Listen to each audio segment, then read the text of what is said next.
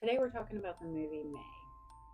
So I first watched this movie in my late teens and I wasn't mad about it. It's interesting, a little odd. So first I'm going to quickly review the movie as a refresher, and then we're going to look at it from two different perspectives. We're going to look at it from my therapist perspective, looking at how I might have assessed and treated May had it not turned out the way it did.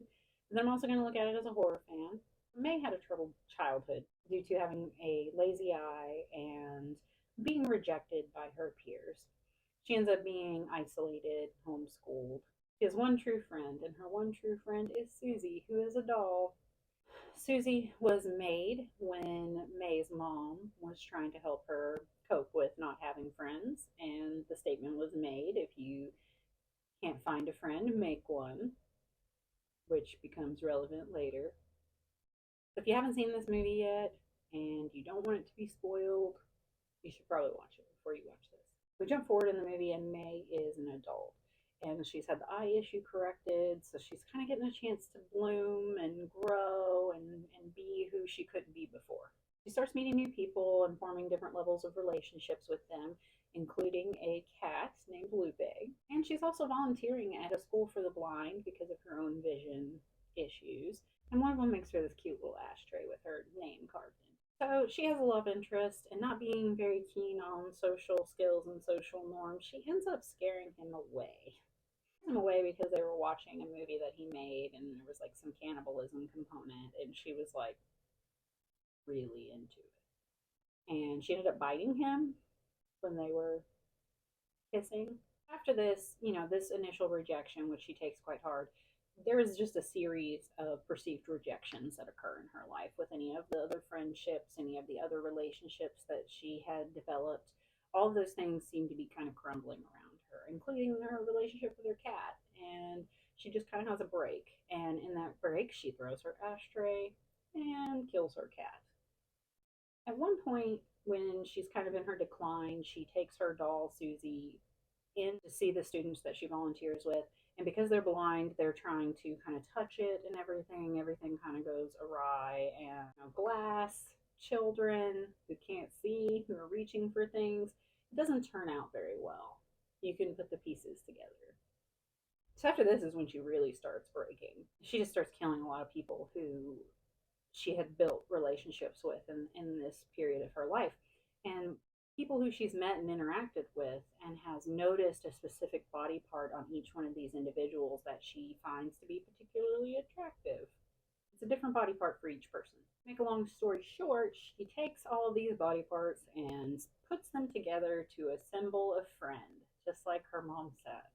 So this friend is named Amy, which is just like May reorganized. He doesn't have any eyes, and May realizes this. Like, she can't see if she doesn't have eyes. So May proceeds to gouge out the eye that she had trouble with and puts it into Amy's face, this creepy doll.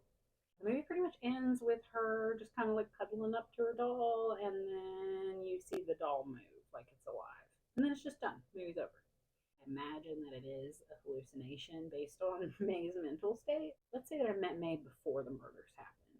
I would say that, there's a good chance she might need some antipsychotics at some point. Definitely some social skills issues, some education on relationship and boundaries and what's appropriate and what's not appropriate. Because social isolation can really do a number on someone.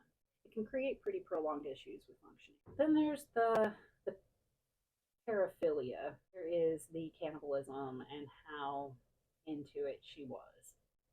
There's not a perfect recipe that creates people's interests. There's not like a perfect combination of events that creates people being sexually aroused by not common things. And another thing that I would want to work on with me is processing the trauma from bullying at a young age, and again the isolation that occurred as a result of it, because that's pretty traumatic. I would think that she would need pretty full psychological evaluation, just to ensure that there's not something else going on there that we could identify and work with. Post murder, so after she's murdered all of these people and sewed them together,